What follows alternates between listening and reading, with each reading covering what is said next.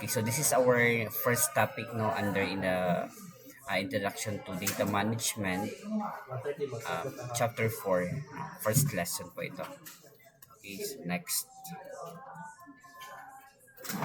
So first, let's define what is the data management. No?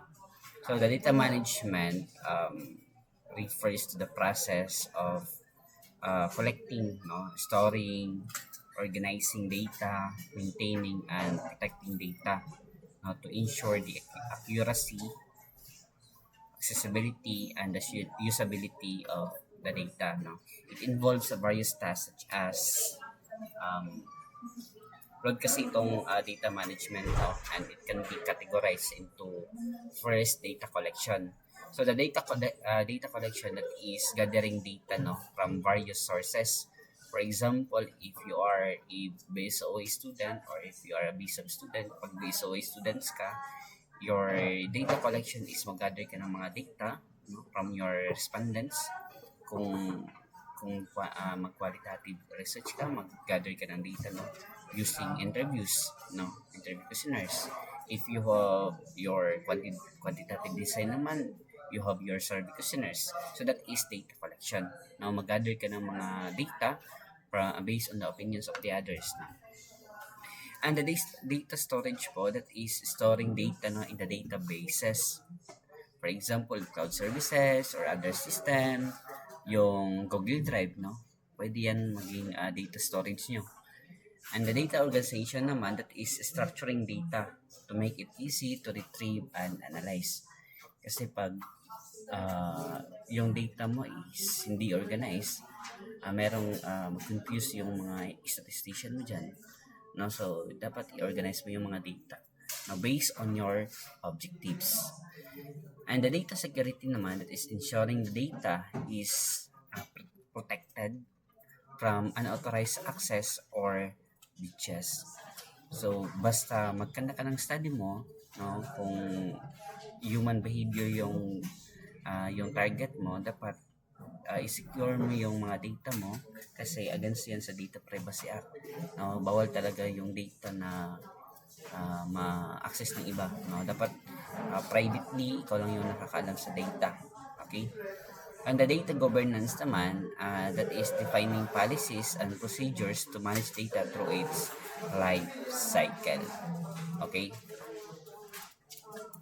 So next is after the data management, we have the sampling method, And the sampling method po is a technique used to select a subset or sample of each individual or elements from a larger population and to represent the population in study or the survey.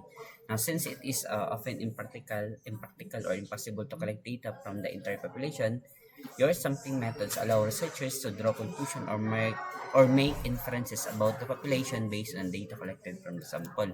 Basta yung sample method po, students, So, for example, you have your respondents na mga 1,000 plus. So, you don't need to conduct that particular students, Kasi very large population yan. So, the sampling method po is meron kasing ibang different types of sampling method. Meron purposive sampling, quota sampling, stratified sampling, simple random sampling. So, with that po, from the 1,000 participants or respondents, so pwede na lang maging 100 to 200 plus.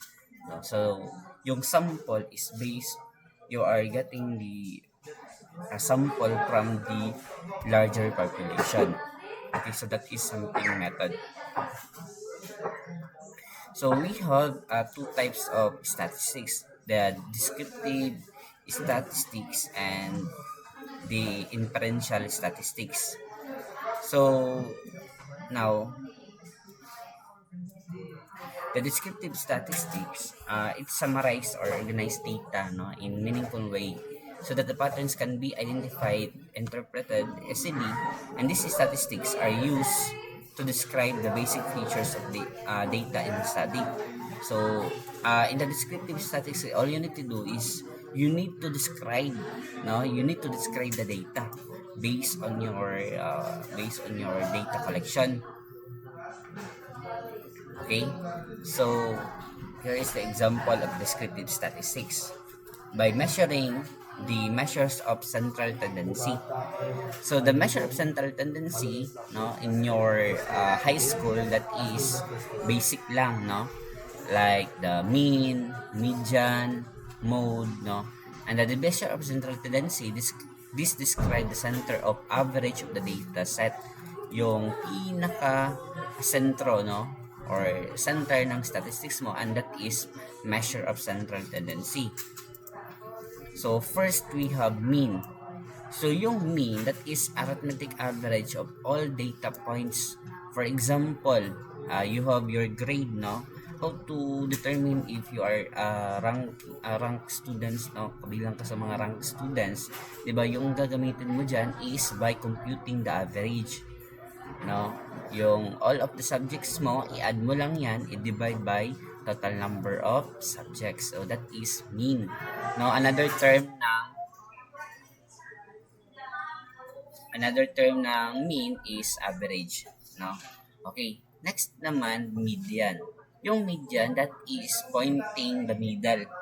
Now, the middle value when the data is arranged in order. For example, you have your data, no, data scores 1, 2, 3, 4, and 5. So your median, so by arranging the order, descending or ascending order, the middle po is, that is your median. Okay? And the mode naman, the frequent data, the most frequent data. For example, you have 1, 1, 1, 2, 2, and 3. So the mode of this data is 1, no? Trimodal. Okay. So the measure of dispersion or the variability, this describes the spread or variability in the data. No, for example, you have your study, no, yung measure of dispersion, the variability, dyan po malalaman kung gaano ba ka spread, gaano ba ka uh, spread from the mean ba, or spread or near from near from the mean ba. So that is variability, kung ano yung dyan natin malalaman kung inconsistent or consistent ba yung mga data, no. So first we have the range, no. The range po is the difference between the maximum and minimum value. For example, you have one your for example, if we're getting the range of this number 1, 2, 3, 4, 5. So from its definition, the range is the difference between the maximum and minimum. So therefore, 5 minus 1, no, the maximum value in that set is 5, no, minus by 1. So 5 minus 1 is equal to 4. That is your range. Okay.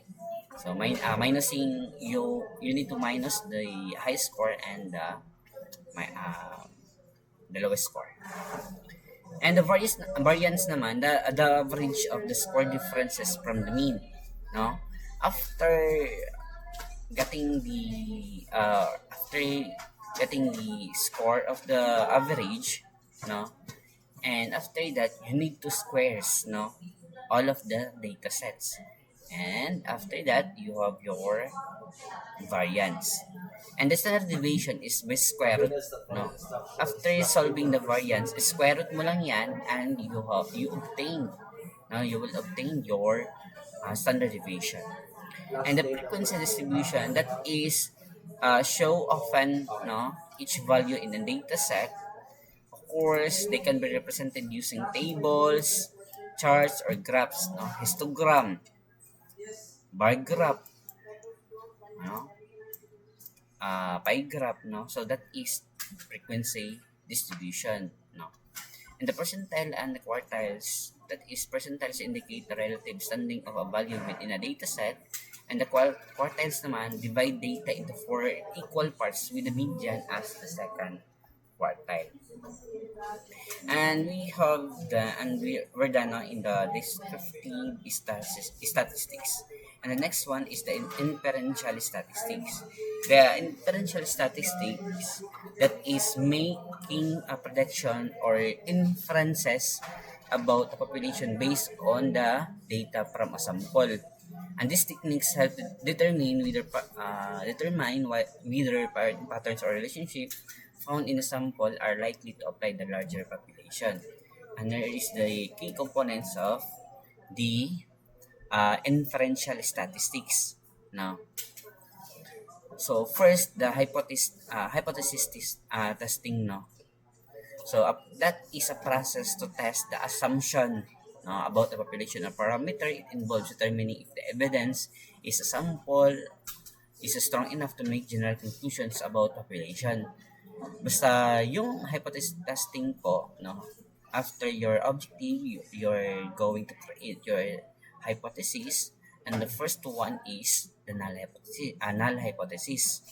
Now, we have the null hypothesis, the alternative hypothesis, basta inferential statistics. Yung null hypothesis po, students, no, for example, yung null hypothesis po is there's no significant effect or relationship in the population, no, basta ongoing yung process ng solution mo, no, ongoing pa yung process ng conducting yung study mo, that is null hypothesis, kasi wala pang there's no significant effect, no. Then after that, no, if you're obtaining that there is a significant relationship with the IB and your variables or the populations, that is alternative hypothesis. Kabaliktaran lang ni null hypothesis. Basta null hypothesis, that is there is no significant relationship, effect, no, influence, predicts.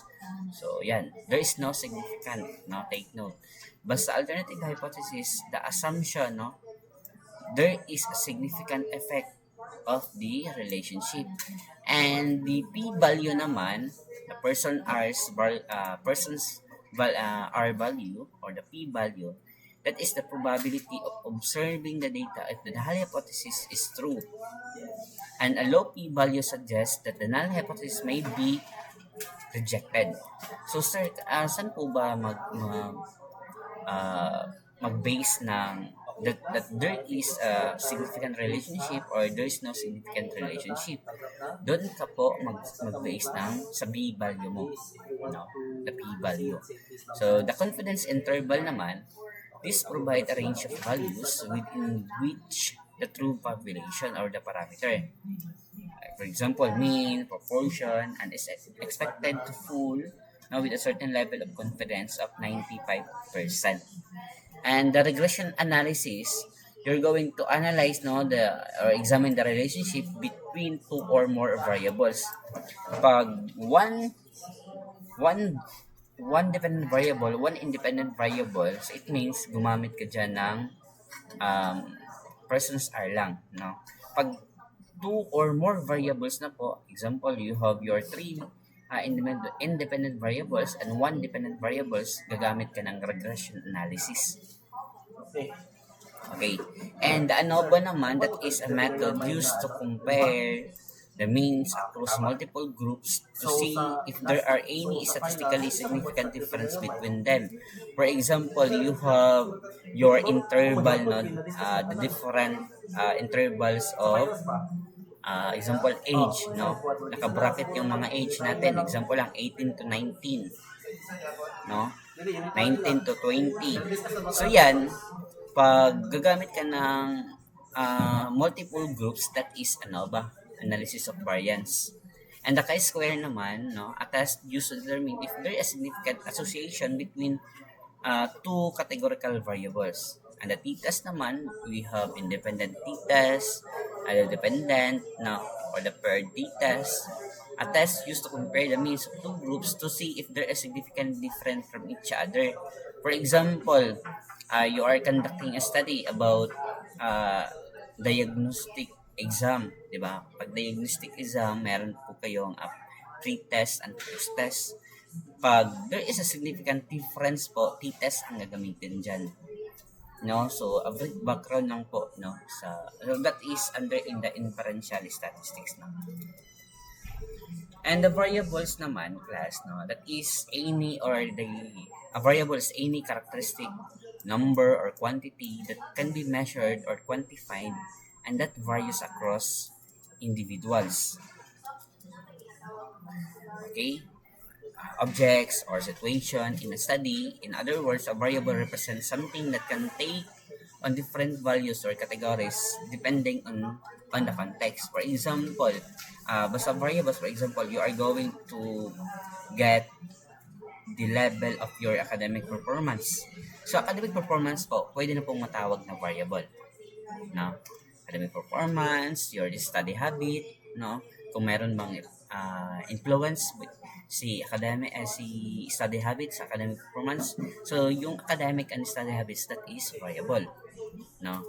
Depends, it's up to you lang, no, kung on how you use the variables, no, in your study or your context, no.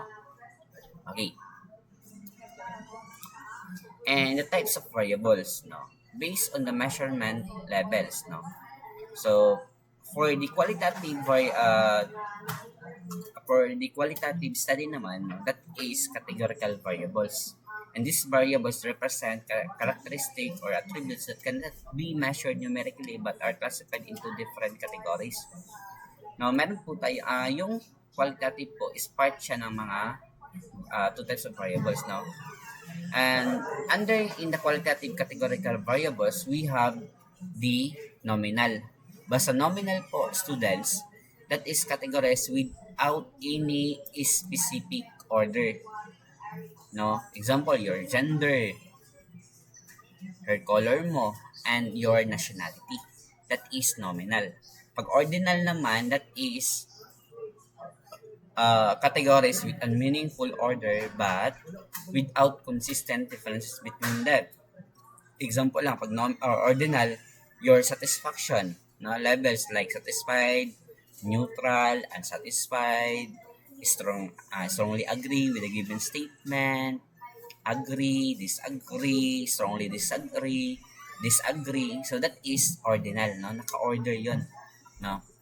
And the quantitative naman or numerical variables, these variables represent a measurable entities with numerical values. Okay, number one is interval. And the interval variables with order values or consistent interval but no true 0 point. Okay, for example, temperature in Celsius or the Fahrenheit, no? That is interval. And the ratio naman, that is a variables with ordered values, consistent intervals, and okay, so hindi ko makita yung slide ko dito.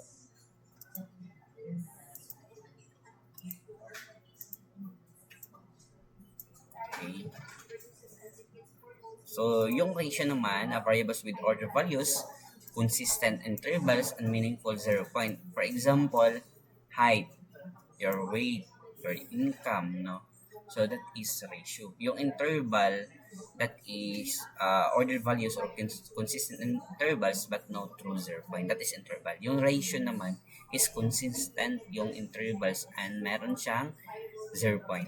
Height, weight, income. Okay. Next naman,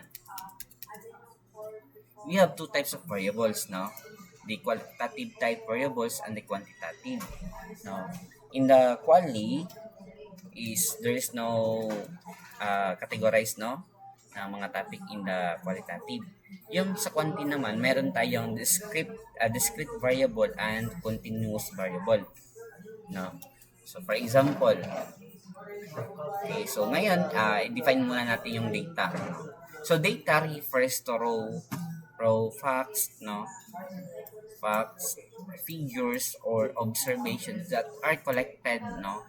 Recorded for reference, analysis, or decision making. And data can be qualitative or quanti, no? So ito yung mga example natin, no? Based on the pictures po, meron po tayong mga data dyan, no? And discrete data naman, no, that is numeric data that can only take on specific separate values, often whole numbers. This type of data typically results from counting. No, basta discrete data po students, no, that is um, specific numbers, no. For example, number of student in class, number of cars in a parking lot, no? Wala siyang pattern. The number of students in base OA 1, A4, that is discrete, no? Wala siyang interval, specific talaga, yung fix yung number, no? So the number of uh, persons, no, in your house, in your home, no, so that is discrete data. And the continuous data naman is meron siyang range, no. Numeric data can take on any value within a range, no, often resulting from measurement, and it includes fractions and decimals. For example, yung temperature, meron siyang mga interval dyan, no, that is continuous data. Temperature, your weight, no? For example, yung weight mo ngayon is 55 kilos, no? In the next month, naging 65 kilos na, no? Meron siyang fractions, no? That is continuous data. Time, no? Kasali po si time in the continuous data. Okay. Basta yung discrete data po, that is fixed yung data, no? Walang mga intervals. Unlike in the continuous data, that is range, no? And meron siya mga measurements, fractions, and decimals. Okay, so next naman, we have the different sources of data, no? The scales of measurement describes the ways in which variable or data are categorized, ordered, or quantified, and these scales help determine the type of statistical analysis that can be performed. And there are four main scales of measurement. Okay, una is we have nominal scale. Yung nominal scale po is used to label or categorize data without any meaningful or order or ranking. And the categories are mutually exclusive, no? Meaning they cannot overlap. No, basta yung nominal scale po students, walang order, no? Walang ranking. No? So, fix na fix talaga, no? And the ordinal scale naman, no? In order yung naka-classified yung mga data. No, the ordinal scale classifies data into categories, and that can be ranked or ordered. For example, your grade, 'di ba? In your high school, 'di ba? Meron tayong mga naka-ordered diyan na mga grade. For example, if you have an average of 85, you are very satisfactory. Now, pag 90 naman, outstanding. Now, that is ordinal scale. Now, naka-ordered yan. Yung interval scale naman, that is involves ordered categories within equal intervals between values, but it lacks a true 0 point, and this means that ratio or comparisons absolute values, example, twice as much, are not meaningful. And the ratio naman, similar to the interval scale, but it has a true 0 point, meaning the absence of measured attribute. This allows meaningful ratios statement like twice as much are possible. And we have the categorization of the sources of data now. Basta nominal, we categories without order. Example, gender, eye, color, types of cars, and operations is mood. Pag ordinal, ordered categories without equal intervals. For example, satisfaction level, education level, no? Naka-ordered yan, no? If you are elementary graduate ba, high school graduate ba, senior high school graduate ba, college graduate ba, master's graduate ba, doctorate graduate ba, that is ordinal, no? And the interval naman, ordered categories with equal intervals, na no true zero. Temperature, IQ scores, no? And the ratio ordered categories with equal intervals through 0 point, weight, height, income. So that is the sources of data. And that will be all for this table.